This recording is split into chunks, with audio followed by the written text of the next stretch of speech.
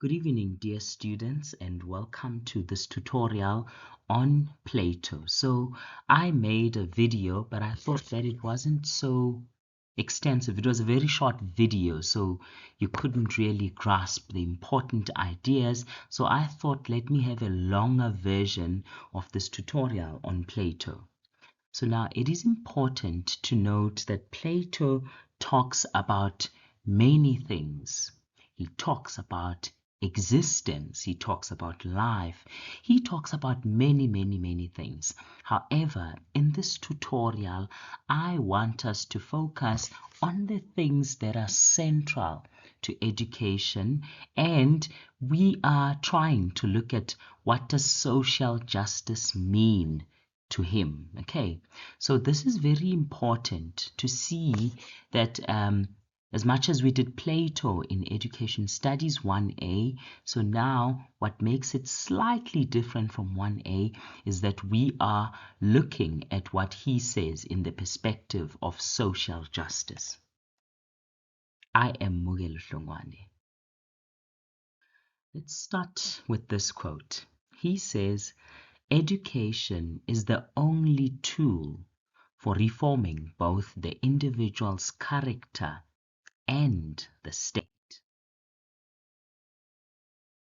Now, we must have talked about social justice. You must have heard about it before, but let's see now what is a just society according to Plato. He says this is a society in which everyone fulfills their role, such that society runs smoothly. And he says justice is the only remedy against the political and social ills of the state. And the soul and the state have the same structure. So we will see what exactly the soul is. And when the state and the soul are internally well ordered, there will be social justice. Then we have this guy, Socrates. He says humans have needs, and these needs may not always be self-sufficient. Therefore, we need to cooperate. We need to work together to satisfy such needs. So now we have these ideas that are slightly contrasting. So Socrates says we need cooperation, we need to work together. Whereas Plato says, no, each person, I mean to say, must engage in the kind of work for which they are fitted for. He says you need to understand your role in society. You don't have to skip boundaries. You need to do what you were born to do. And we will see what he actually means by this. And he calls that the principle of specialization.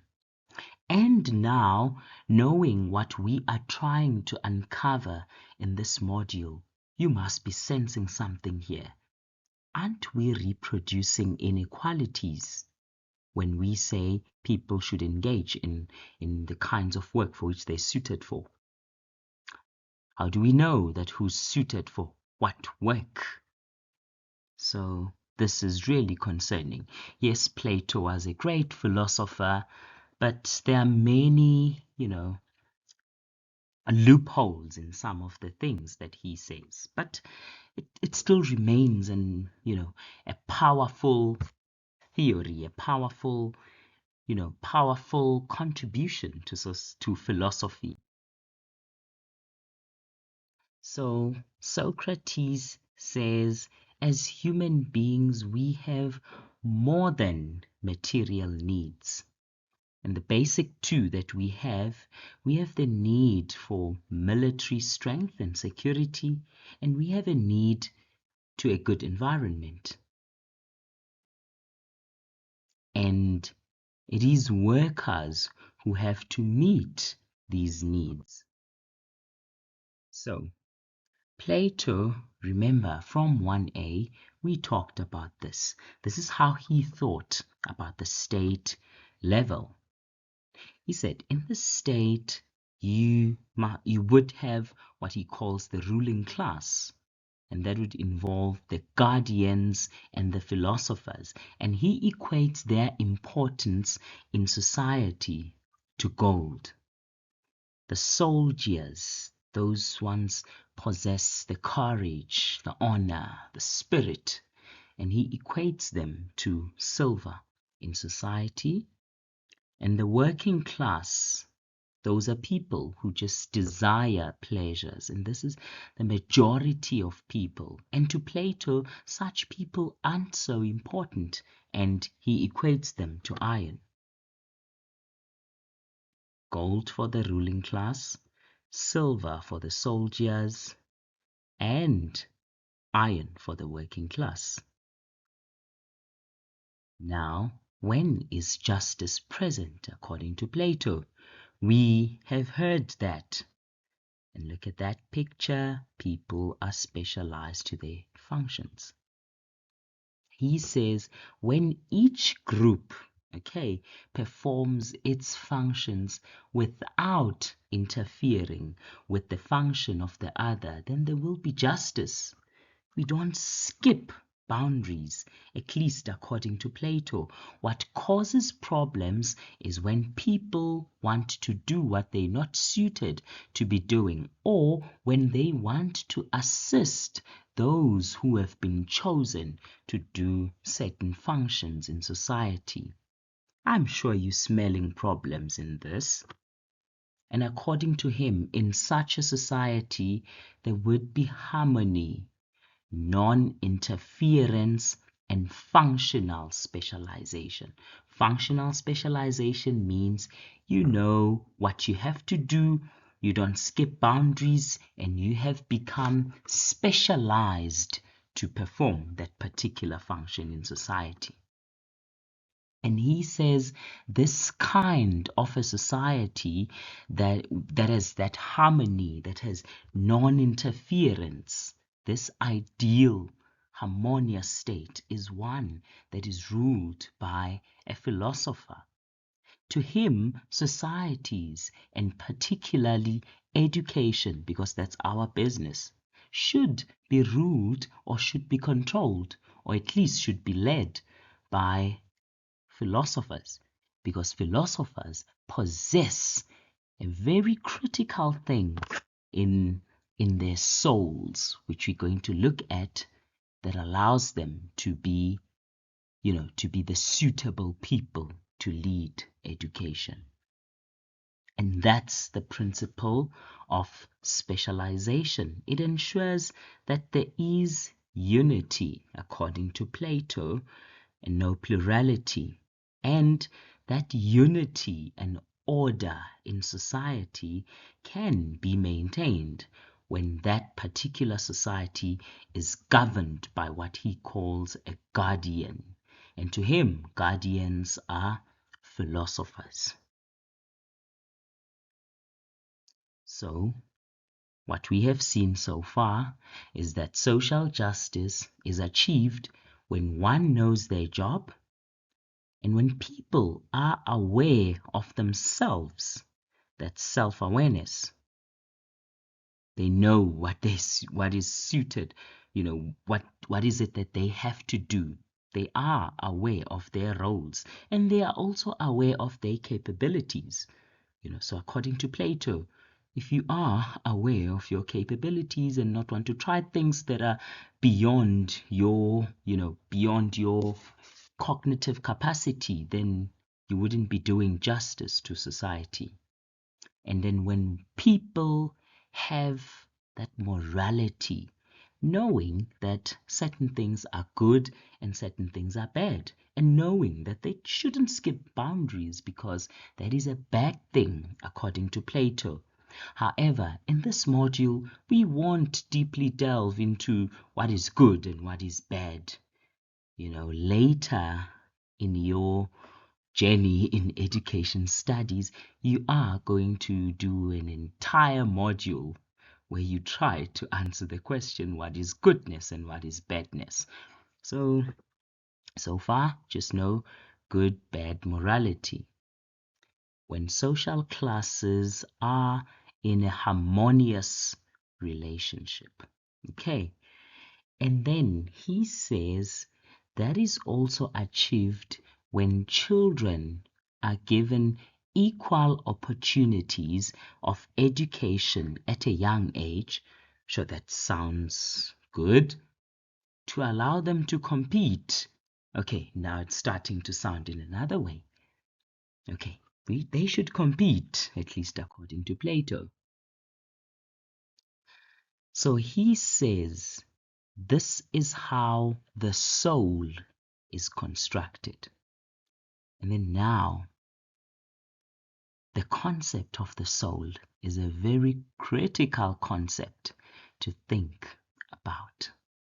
And I had a discussion with someone, and we were talking about the issue of artificial intelligence that you guys used in your assignments. And of course, we had to fail you because you didn't use it in a good manner. So we were talking about how it can replace teachers. And we said it is a good thing, but it cannot replace teachers yet, at least for now. And what we concluded with was that yes, it has the information, it can think and blah blah blah, rhubarb and apple pie. But what artificial intelligence doesn't have is what we call a soul. So what makes us rational human beings, what makes us different from other species, is that we have what we call the soul. And our souls are made up of three main parts: the rational part, the spiritual part, and the appetitive part. However, look at those things, read from the screen what they mean. According to Plato, many people like you and me, predominantly use the appetitive part of our soul. So we desire pleasures, we desire wealth. Okay, soldiers get angry, they want to protect, want to take action, and so forth. And philosophers use predominantly the rational part of their soul. And this is the part that allows them to think, critically so, of course, to judge, critically so, and to reason, critically so. And Plato says philosophers or guardians who predominantly use the rational part of their soul should be the ones that lead education. And he says the state is constructed in a very similar manner to the soul. So when we look at the state levels again, the people who should lead education are those who are rational thinkers. And then he talks about just citizens for a just society. So he says individuals are born with different aptitudes and capabilities, and these are unequally distributed across the human population. Some children are born with enhanced rational capacities, and some inherit qualities of character, and some are born with appetites. Now look at that. Rational capacities. Part of the soul, rational. Qualities of character. Part of the soul, spiritual. Appetites. Part of the soul, appetitive. And according to Plato, children that inherit qualities of character and appetites mostly appetites, have low degrees of courage, intelligence, and aptitudes. And he says producers, which appetitive, and auxiliaries, which is the spiritual part, perform their proper functions while being led and controlled by guardians, which is something that we have said, because guardians are rational thinkers. They use, to a very large extent, the rational part of their soul. And he says justice in society exists when every person is playing the proper role that he is given. We've been repeating this, okay? Repetition is key. It's been proved by many educational psychologists. Then you know the cave allegory, the allegory of the cave. So life is like being chained up in a cave, forced to watch shadows passing across a stone wall. So you know the cave story, so I'm just going to read through it. So a group of prisoners have been confined in a cave since birth with no knowledge of the outside world. They are chained facing a wall, unable to turn their heads. The fire behind them gives off a faint light of people passing the fire, carrying figures of animals and objects that cast shadows. Prisoners, they believe they are perceiving actual entities. And one prisoner is freed and brought outside for the first time. The sunlight hurts his eyes, and he finds the new environment disorienting. Now, so far, what are we seeing here? The prisoners have been staying in this cave for the longest time, for almost, for most of their life, for all their life. So they've never seen the sunlight. They've never seen the light. They've never seen true entities. What they've been seeing, shadows of things that pass. They're seeing these shadows, on the wall that they're facing. They think that that is the truth. But the prisoner that is freed now sees the light, and this light hurts his eyes, and he finds the environment disorienting. What is the implication of this?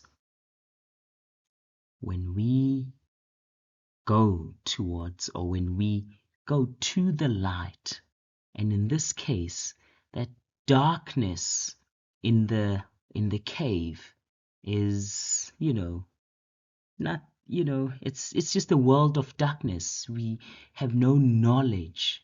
We don't know the truth.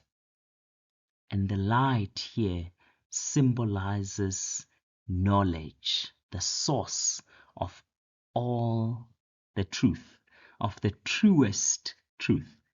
And when people acquire knowledge, the truth, it hurts them.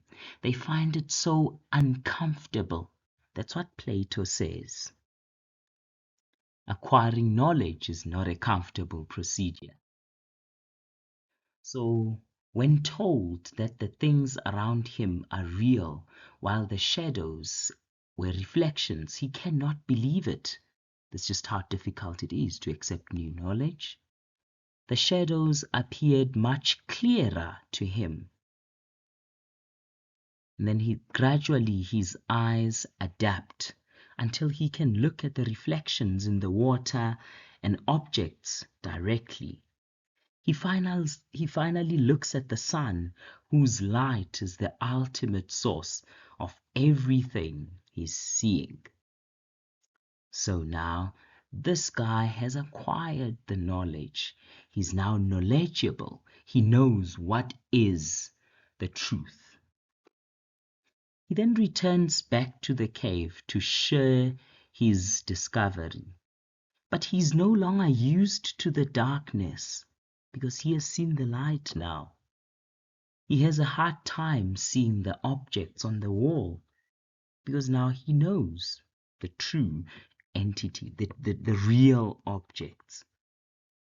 And the other prisoners think that the journey has made him stupid and violently resist any attempt to freedom. They don't want to be freed. They don't want to be taken out of the cave. They believe that what they've been seeing here is the actual truth. And that is how difficult it is to show people the light. And that's a big challenge for you too as a teacher. How are you going to show the community, the society, the light? How are you going to lead your own students to the light?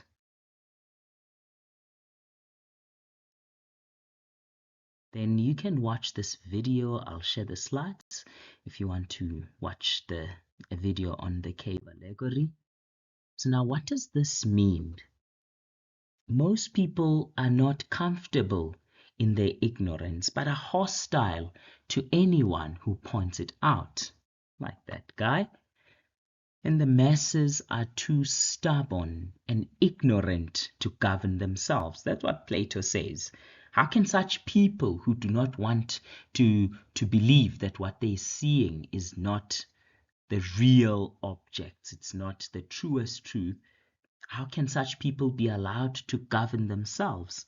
Those people need to be governed by those that have seen the light. And the philosophers have seen the light, according to Plato. So like the shadows on the walls, things in the physical world are flawed reflections of the ideal forms. And you must remember this picture from 1A. I used it in my Education Studies 1A tutorials. So now look at that. Oh, damn, I can't move my cursor, but you watching this. The physical world is what that guy in the cave lives in, where shadows appear and disappear. And philosophers, guardians, according to Plato, live in what he calls the intellectual world, where the truth, where reality exists, and where ideas remain forever, unlike the shadows that appear and disappear in the physical world. And people who should lead education are people who live in the intellectual world. Those are the philosophers. Those are the people who have seen the light. And now the big question is, who released the prisoner from the cave? And this is a brilliant answer. The teacher. That's our role as teachers, to take people from the darkness into the light, from what Plato calls the world of becoming into the world of being.